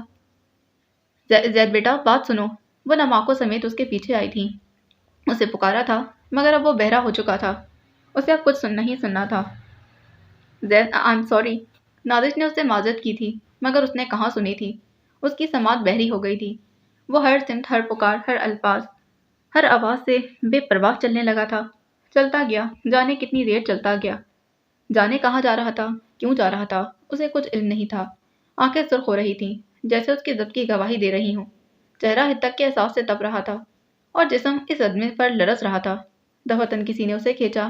اس اچانک افتاد پر اس نے جھٹکے سے سر اٹھایا تھا۔ مقابل کھڑا وہ جرمن شخص اپنی زبان میں اسے کچھ کہہ رہا تھا، اسے سمجھ نہیں آ رہا تھا۔ کیوں نہیں آ رہا تھا؟ اسے تو جرمن زبان بھی آتی تھی، پھر کیوں سمجھ نہیں آ رہا تھا؟ اس شخص نے رات کی تاریکی اور ویرانی کا فائدہ اٹھاتے اس کی جیب سے پرس نکالا۔ اس نے مزاحمت نہیں کی، اسے تھوڑی معلوم تھا وہ لٹ رہا ہے۔ نہیں، اسے معلوم تھا وہ لٹ چکا ہے۔ وہ شخص اس کی غیر دماغی کا فائدہ اٹھاتے اس کی گھڑی اتارنے لگا۔ زید نے خالی نگاہوں سے اسے یہ سب کرتے دیکھا، مگر روکا نہیں۔ وقت اس کے ساتھ نہیں تھا، وہ اس گھڑی کا کیا کرتا؟ فون کے علاوہ اس نے ہر قیمتی شے چھین لی تھی۔ زید خود کو لٹتا دیکھتا رہا۔ وہ شخص بھاگ گیا تھا۔ زید قدم بھی نہ اٹھا سکا۔ کافی دیر یوں ہی کھڑے رہنے کے بعد جب اس کی ٹانگیں شل ہوئیں تو وہ زمین پر بیٹھ گیا تھا۔ اپنے خسارے یاد آئے تو وہ جانی انداز میں چیخا تھا، نفرت ہے مجھے آپ لوگوں سے۔ مجھے چھوڑنا تھا تو پیدا نہ کرتے، پیدا ہو گیا تھا تو مار کیوں نہ دیا؟ میں کچھ بھی کر لوں مگر ہر ایک کی نظر میں ناجائز اور لاوارث ہی رہوں گا۔ کیسے مٹاؤں یہ دھبا؟ وہ ماں باپ جن کا نام اسے ابھی تک معلوم بھی نہیں تھا، وہ ان کو کوس رہا تھا، اپنے خسارے پر رو رہا تھا، تڑپ رہا تھا۔ اس کی آہو بکا لڑزہ طاری کر دینے والی تھی۔ یا اللہ، میری ہمت جواب دے گئی ہے۔ وہ روتے اور چیختے ہوئے ڈھہ گیا تھا۔ کیا حسب نسب اتنا اہم ہوتا ہے کہ اس کی عدم موجودگی میں آپ سامنے والے کو انسان بھی نہ سمجھیں؟ زخرف نے بریف کیس کھولا۔ اس کے کپڑوں کے درمیان ایک مخملی ڈبی موجود تھی۔ اس نے ہاتھ قریب لے جاتے وہ ڈبی تھام لی تھی۔ ڈبی کھولی تو اس میں سیاہ نک والی چمکدار انگوٹھی دکھائی دی۔ کئی پل وہ غائب دماغی سے دیکھتی رہی، پھر اسے بند کرتے ڈبی واپس رکھ دی۔ یہ انگوٹھی ہر جگہ اس کے ساتھ جاتی تھی، کیوں؟ زخرف نور کو اعتراف کا حق نہ تھا۔ اس نے بریف کیس سے اپنی جدید تراش خراش والی میکسی نکالی، پھر فرحت کو کال ملائی اور کمرے میں آنے کا کہا۔ کچھ ہی دیر میں وہ اس کے سامنے تھی۔ یس میم۔ اسے آئرن کرواؤ۔ اس نے میکسی اس کے حوالے کی۔ لیکن میم، آج کے ڈنر کے حساب سے یہ کافی لائٹ نہیں؟ اسے آج ڈنر پارٹی پر جانا تھا جس میں پاکستان کے تمام نامور سوشل میڈیا سٹارز مدعو تھے۔ مشورہ مانگا؟ زخرف نے ایبرو اچکائے۔ نہیں، وہ کچھ شرمندہ ہوئی۔ تو پاکستانیوں کی طرح مفت مشورے مت دیا کرو، جو کہتی ہوں وہ کیا کرو۔ Okay ma'am. وہ اس کی میکسی تھامے باہر نکلی تو زخرف نے بریف کیس بند کرتے واپس اسے اس کی جگہ پر رکھا۔ اسے آج کی پارٹی میں سب سے منفرد دکھنا تھا۔ مشہور میک اپ آرٹسٹ سے تیار ہونے کے بعد اس نے ایک نظر خود کو دیکھا۔ گہرے سبز رنگ کی سلف میکسی جس کی لمبائی اس کے گھٹنوں سے کچھ نیچے تھی اور بازو ندارت تھے، اس کے سراپے پر خوب جچ رہی تھی۔ گھیرے پر کیا سلور نفیس کام میکسی کے شان دوبالا کر رہا تھا۔ ہائی ہیلز جس کی ڈوریاں اس کی میکسی سے چھلکتی بڑھنا ٹانگوں تک پھیلی ہوئی تھیں۔ اس نے اس کے پیروں کو نزاکت سے بہراور کیا۔ سنہری بالوں کو اونچے جوڑے میں باندھا گیا تھا جس کی چند لٹیں اس کے حسین چہرے کو کے دونوں جانب گری ہوئی تھیں، اور چہرے کے نقوش پر کیا میک اپ اس کے حسن کو دو آتشہ بنا رہا تھا۔ اس نے خود کو دیکھ کر آنکھ کا کونا دبایا۔ تم چھا جانے والی ہو، اس نے خود کو نہیں لوگوں کو بتایا تھا۔ اور اگلے 2 گھنٹے بعد سب سپاٹ لائٹس اس کی جانب تھیں۔ دن ہفتوں میں اور ہفتے مہینوں میں ڈھلنے لگے۔ خزاں سرما میں اور گرما کا موسم بہار میں تبدیل ہوتے کئی تغیرات لے کر وارد ہوا تھا۔ وقت کی تیز لگام گاڑی نے کئی ماہ کا حساب چکا دیا تھا۔ گزرتے وقت کی اپنی مخصوص روش اختیار کیے وہ اس وقت بھی اس کا سوشل میڈیا اکاؤنٹ کھولے بیٹھا تھا۔ ہمیشہ کی طرح اس کی تصاویر، ویڈیوز اور سٹوریز دیکھنے کے عادی حدید کو آج کچھ انوکھا ملا تھا۔ وہ اس کی تازہ اپلوڈ کی گئی ریل تھی جسے دیکھ کر وہ چونکا۔ اس نے ویڈیو دوبارہ پلے کی اور جیسے سارے کمرے میں کوئی اچھوتا سا احساس بیدار ہوا تھا۔ اس کے چونکنے کی وجہ اس کا ریمپ پر واک کرنا نہیں تھا۔ اس عرصے میں اس کے کئی ماڈلنگ شوز ہو چکے تھے اور حدید ان کو دیکھ بھی چکا تھا۔ کچھ اور تھا جس نے اس کی توجہ اپنی جانب کھینچی تھی۔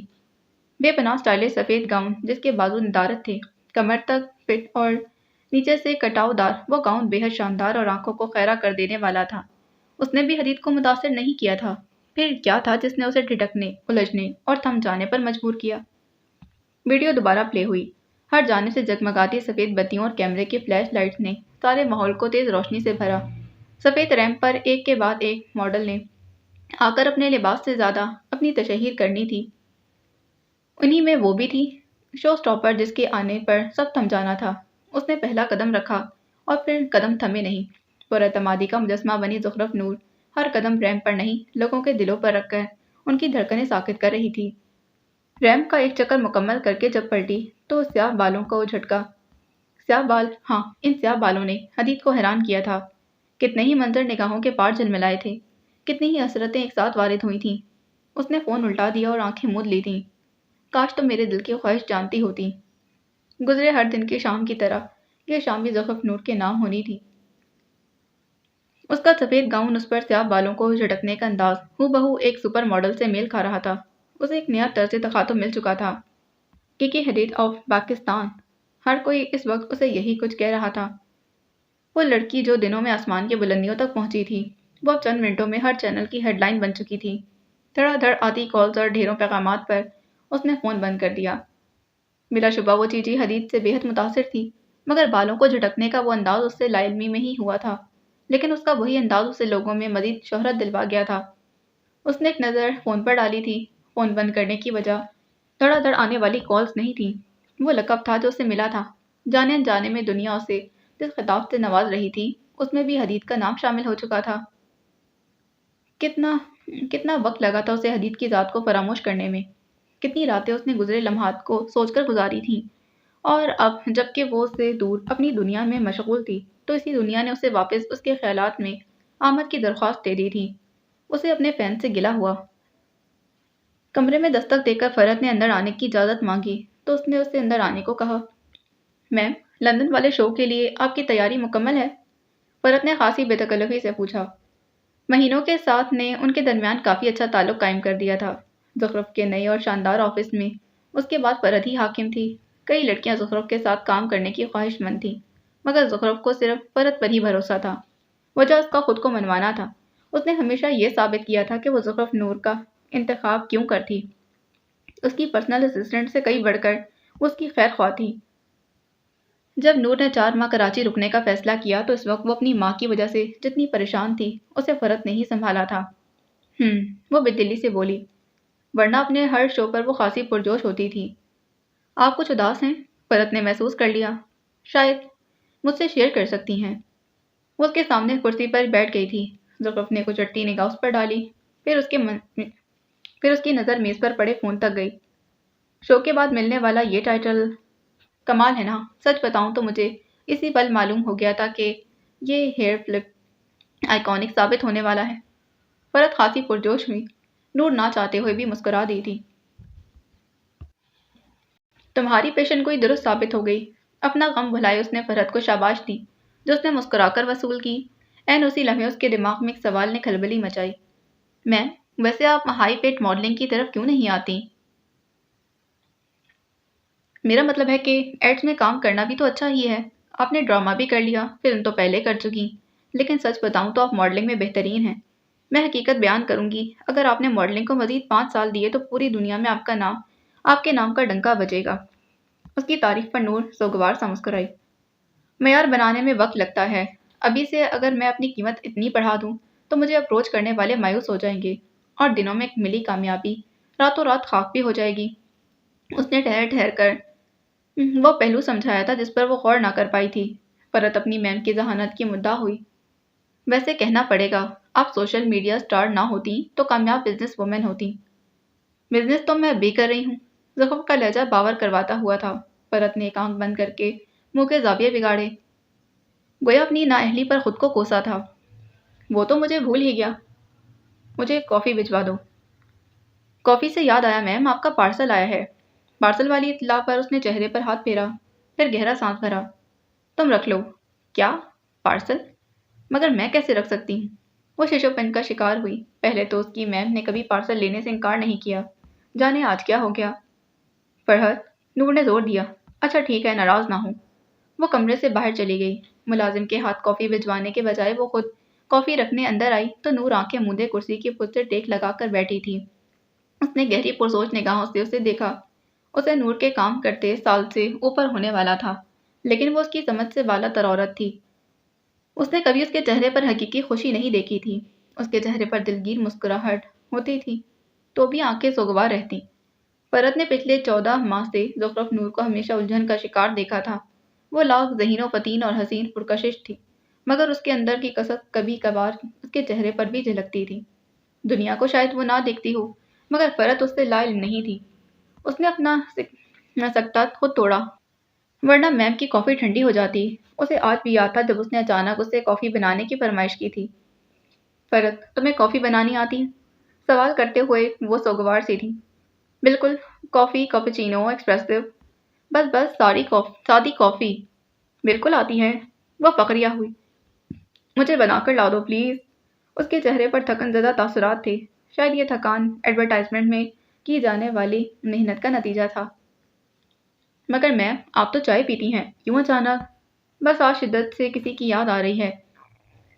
اس کے انداز میں سوگواریت اور نڈھال پن محسوس کرتے فرد نے مزید کچھ نہ پوچھا تھا۔ ویسے بھی وہ اپنی ذات کی ہر بات اس سے کرتی بھی نہیں تھی۔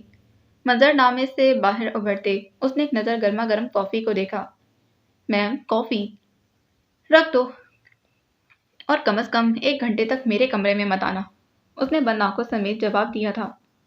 ٹھیک ہے، فرد نے سمجھ کر سر ہلا دیا اور کافی اس کے میز پر رکھتے خود باہر نکل گئی۔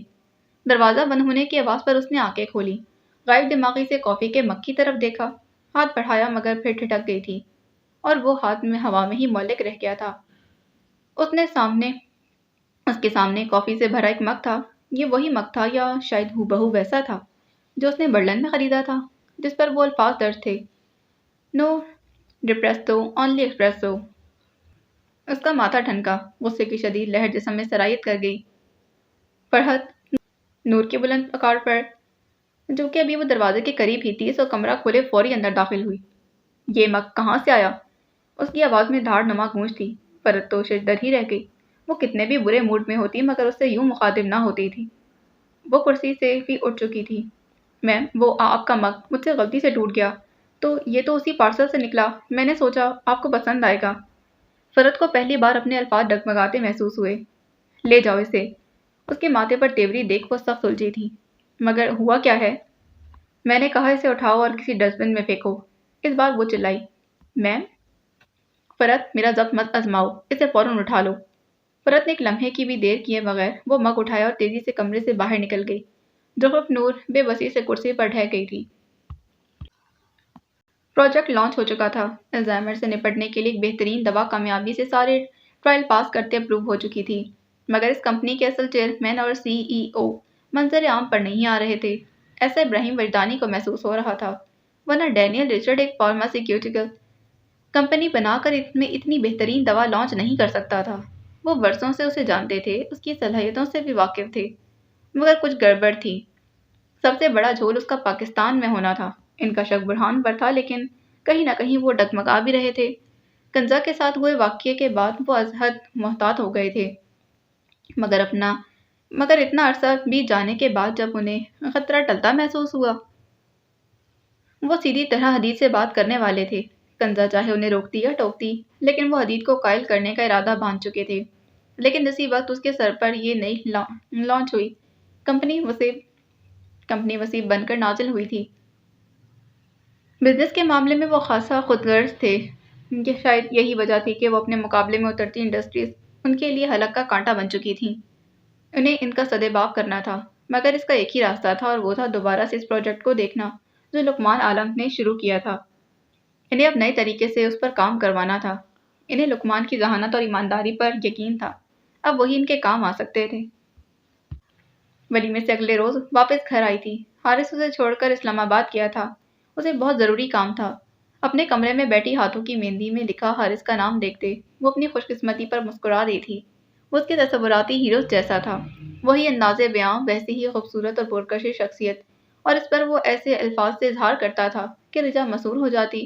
پچھلے 1 سال سے منگنی کے رشتے میں بندھے ہونے کے بعد وہ کئی بار ملے تھے، مگر یہ ملنا ہمیشہ چھوٹی سی ملاقات پر ہی مشتمل ہوتا۔ کئی بار شہروز نے اسے گھر دعوت دی تھی، وہ جب بھی آتا رجا کا کمرے سے نکلنا محال ہو جاتا۔ اس کی بولتی آنکھوں سے بچنا بے حد مشکل تھا۔ تسلسل سے چلتے اس بندھن کو اس نے دل سے اپنا لیا تھا۔ رشتہ طے ہونے کے 1 سال بعد ان کی شادی ہوئی تھی۔ اس دوران اس نے فیملی کے ساتھ جرمنی آ کر تعلیم جاری رکھی تھی۔ اس کا 1 سال بقایا تھا، مگر چونکہ حارث کی تعیناتی جرمنی میں ہی تھی، اسی لیے سب نے یہی فیصلہ کیا کہ وہ اپنی بقیہ تعلیم شادی کے بعد ہی پوری کر لے۔ مقدس فریضے کی ادائیگی کے لیے وہ ماما بابا کے ہمراہ ایک بار پھر پاکستان آئی تھی، اور 2 دن قبل ہی وہ حارث کی عقد میں آئی تھی۔ مہندی سے رچے ہاتھوں کی خوشبو کو خود میں اتارتے اسے حارث کا بے باک رویہ یاد آیا تھا۔ وہ جھینک گئی تھی، پھر جلدی سے بیڈ سے اٹھ کے ڈریسنگ کے پاس آئی۔ اس کی نظر اپنی انگوٹھی پر گئی تھی، مہنگے اور قیمتی ہیرے کی بے حد حسین انگوٹھی، اپنی قیمت آپ بتا رہی تھی۔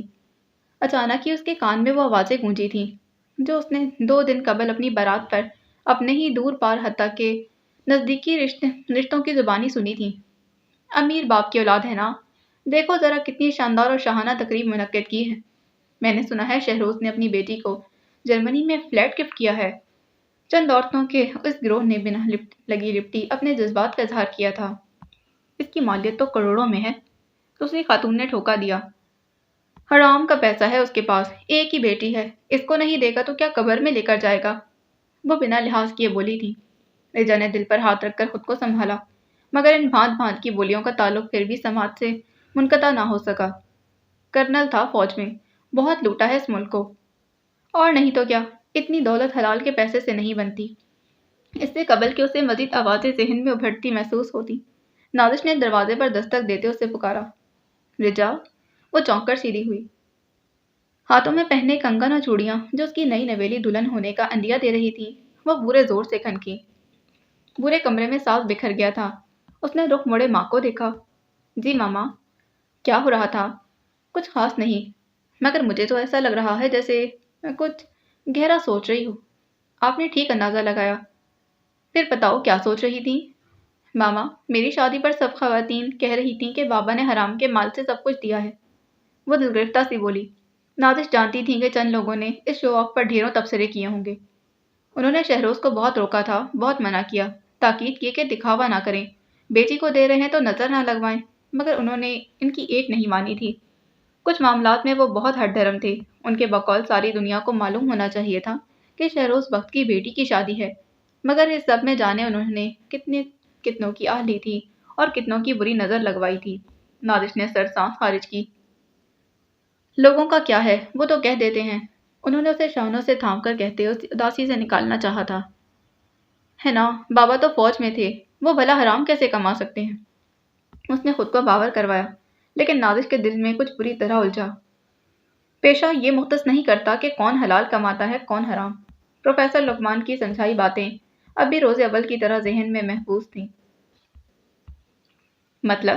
اس کے سوالیہ تاثرات پر وہ سیلی بستر تک آئیں اور اسے بٹھا کر خود اس کے سامنے بیٹھتے اس کے گود میں دھرے ہاتھ تھامے تھے۔ کوئی لاکھ باعزت پیشے سے منسلک ہو، لیکن یہ کبھی نہیں کہا جا سکتا کہ وہ کرپٹ نہیں ہو سکتا۔ اگر ایسا ہوتا تو فوج، پولیس، سیاستدان، ڈاکٹر، اساتذہ وغیرہ سب مخلص ہوتے، پھر یہ دنیا جنت بن جاتی۔ یہ دنیا اسی لیے ہے کیونکہ یہاں ہر کوئی مکمل اچھا یا مکمل برا نہیں ہوتا۔ فرق صرف اتنا ہے، جو آپ سے محبت کرتے ہیں انہیں آپ میں برائیاں نہیں دکھتی، اور جو نفرت کرتے ہیں انہیں اچھائیاں نہیں دکھتی۔ انہوں نے ٹھہر ٹھہر کر تفصیل سے سمجھایا۔ رجا نے سمجھ کر سر ہلا دیا، مگر اس کے نئی دلہن والے چہرے پر چھائی سوگواری ہنوز قائم تھی۔ نازش جانتی تھی وہ اپنے باپ کو لے کر بہت حساس تھی۔ اسے لوگوں کا اپنے باپ کی ذات پر یہ تبصرہ بالکل پسند نہیں آیا، اور وہ یہ بھی جانتی تھی کہ اگر اس وقت وہ دلہن نہ ہوتی تو یقیناً انہیں جواب ضرور دیتی۔ فلائٹ کب ہے؟ انہوں نے اس کا دھیان بٹانا چاہا۔ رجا کو اب ایک نئی پریشانی نے آن گھیرا تھا۔ ماما، میں اکیلی کیسے رہوں گی؟ وہ روحانسی ہوئی۔ اس نے ماں کے ہاتھوں کو مضبوطی سے تھاما۔ چونکہ نازش اور شہروز نے پاکستان رکنے کا فیصلہ کیا تھا اور حارث کو جرمنی جانا تھا، یعنی رجا کو بھی ساتھ ہی جانا تھا، سو وہ پریشان تھی۔ ایسا پہلی بار ہونا تھا کہ وہ ماں باپ کے بغیر دوسرے گھر اور دوسرے ملک رہنے والی تھی۔ تم اکیلی کب ہوگی؟ حارث ہوگا نا، انہوں نے تسلی دی، مگر وہ تو سارا دن ڈیوٹی پر ہوں گے۔ تو تم اپنی پڑھائی کرنا۔ کیا ہے یار، شادی کے بعد بھی پڑھنا ہے، اس نے منہ بسوڑا۔ یار رجا سدھر جاؤ، میں حارث کو شکایت کر دوں گی۔ نہیں کرے نا، شوہر کے سامنے بیوی کی برائی نہیں کرتے۔ اس نے فلسفیانہ انداز اپنایا۔ اچھا جی، وہ شرارت سے بولی تو رجا کے چہرے پر سرخی جھلکی۔ ایک تو نئی بیاہی لڑکیاں یوں ہی صرف ٹماٹر ہو جاتی تھی، یا شاید یہ خصوصیت رجا میں کچھ زیادہ ہی کثیر مقدار میں پائی گئی تھی۔ مجھے یقین ہے حارث کے سامنے تمہاری زبان بھی نہیں کھلتی ہوگی۔ اب ایسا بھی نہیں ہے۔ اللہ تمہیں یوں ہی خوش رکھے۔ میری دعا ہے کہ تم دونوں کے رشتے میں محبت اور وفاداری رہے۔ آمین۔ دونوں نے مل کر اس دعا کی ابدیت کی دعا کی تھی۔ اس کا جہاز لندن میں آ کر لینڈ ہوا۔ لندن کی سڑکوں میں سے ایک مشہور سڑک پر وہ اس وقت برے لیدر کے ٹرینچ کوٹ کے ساتھ ہلکے نیلے رنگ کی برانڈڈ جینز پہنے ہوئے کھڑی اپنے میک اپ کو جانچتی نگاہوں سے دیکھ رہی تھی جب کیمرہ مین نے اسے ایک مخصوص جگہ کی جانب اشارہ کرتے رہنمائی کی۔ بری ہیلز پہنے لندن کی سڑک پر چلتے اس کی چال میں وقار، ادا، نزاکت اور تمکنت تھی۔ اچانک وہ تھمی۔ اس کے سیدھے سیاہ بالوں نے لہریں بنائی تھیں۔ اس سارے عمل کے دوران دھڑا دھڑ تصویریں نکالی گئیں، ویڈیوز شوٹ ہوئی تھیں۔ پرفیکٹ۔ کیمرہ مین کے ساتھ کھڑے لیدر کوٹ کے برانڈ مینیجر نے بھی اس کے حسن اور پراعتماد چال کا قصیدہ پڑھا، پھر کیمرہ مین کے قریب جھک کر کچھ کہا، جس کو سمجھتے اس نے سر کو ہاں میں ہلایا، پھر نور کو مخاطب کیا۔ اب آپ کو اس کوٹ کی جیب میں ہاتھ ڈال کر کچھ تصاویر بنوانی ہے۔ نور نے سمجھ کر سر ہلایا تھا۔ پس منظر میں ڈھلتے سورج کے ساتھ وہ اپنے لباس اور آنکھوں میں سجے بھورے لینس کے باعث خود بھی اسی منظر کا عکس معلوم ہو رہی تھی۔ شوٹ مکمل ہونے تک مینیجر وہیں موجود رہا، حالانکہ اسے اپنے اسسٹنٹ کو کھڑا کرنا تھا۔ مگر یہ شاید کیمرے میں قید ہوتی لڑکی کا سہر ہی تھا کہ وہ جا نہ سکا۔ پیک اپ کے بعد وہ خود چل کر نور کے پاس آیا۔ "You are the most mesmerizing beauty I ever seen." 40 برس کے قریب کا وہ سوٹڈ بوٹڈ مینیجر بولا تھا۔ اس کی تعریف میں رطب السان ہونے لگا۔ نور نے سر کو ہم دے کر داد وصول کی۔ یہ اس کا روز کا معمول بن چکا تھا۔ آج شام میں ایک پارٹی ہے جو خاص الخاص اس نئے پروڈکٹ کے لانچ پر دی جا رہی ہے۔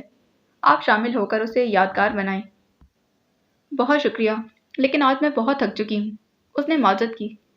کہتی ہیں تو درخواست کر لیتا ہوں، لیکن پارٹی میں اپنی شرکت لازمی بنائیے گا، پلیز۔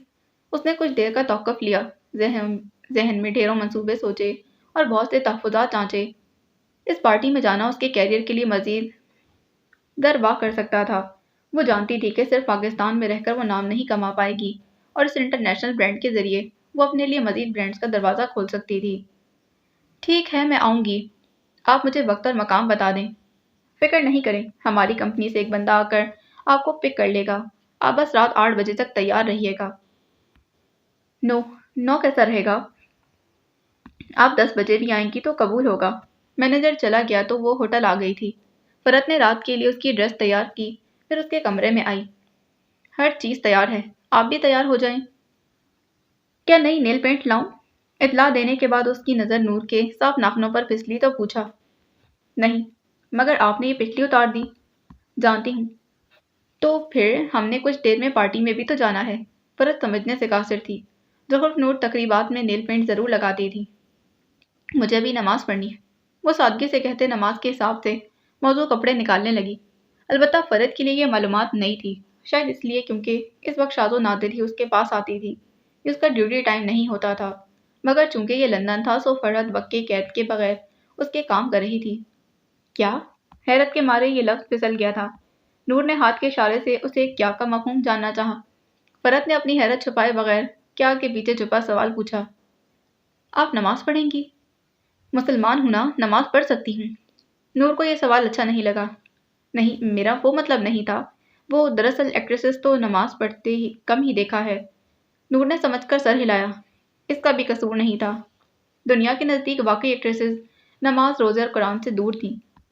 ساری نمازیں پڑھتی ہیں؟ فرد نے گویا سوال جواب کا سلسلہ ہی شروع کر دیا۔ نہیں، صرف عشاء کی۔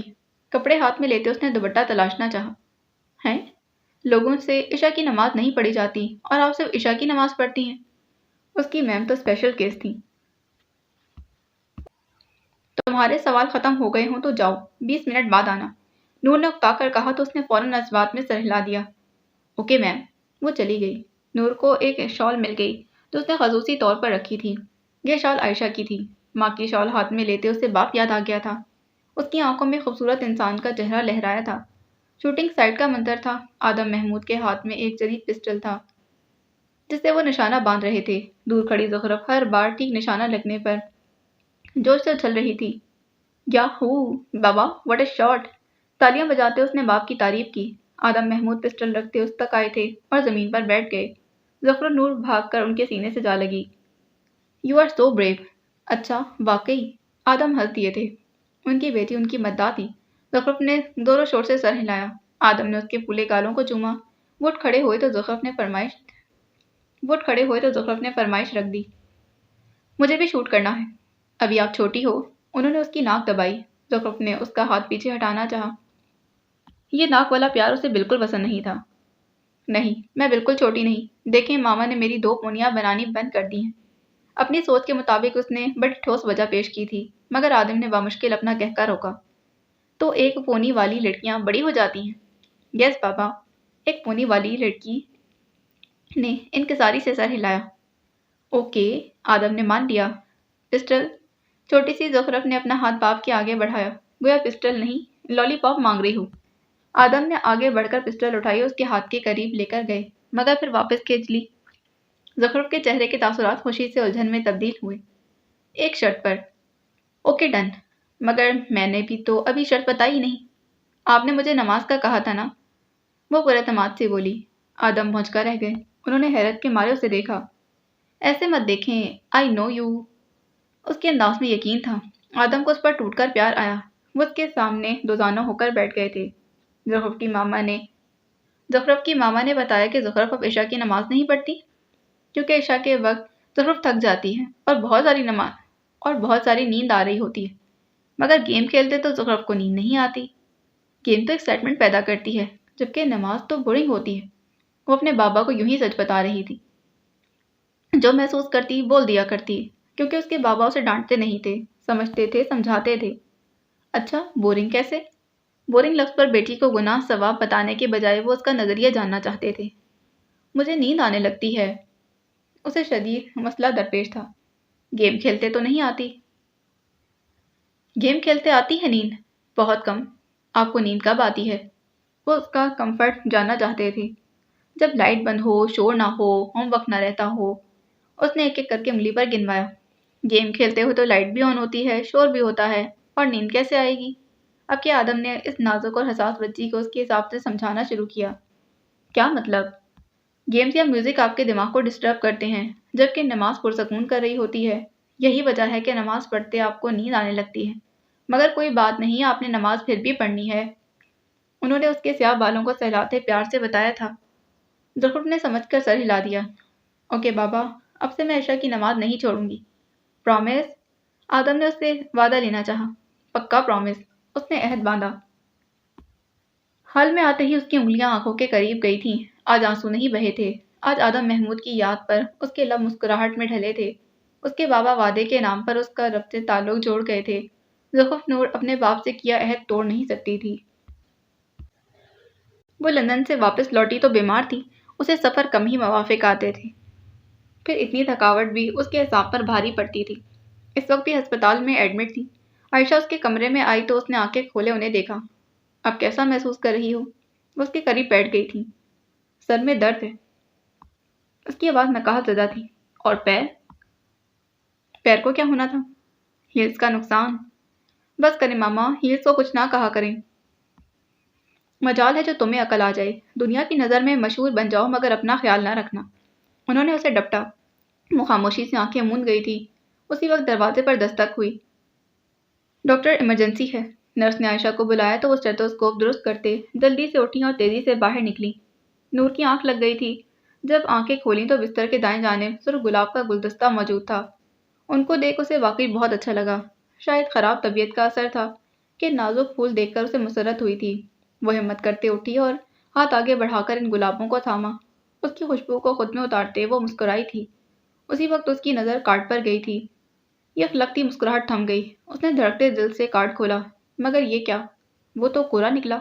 इस पर कुछ भी नहीं लिखा था। उसने रुका हुआ सांस बहाल किया।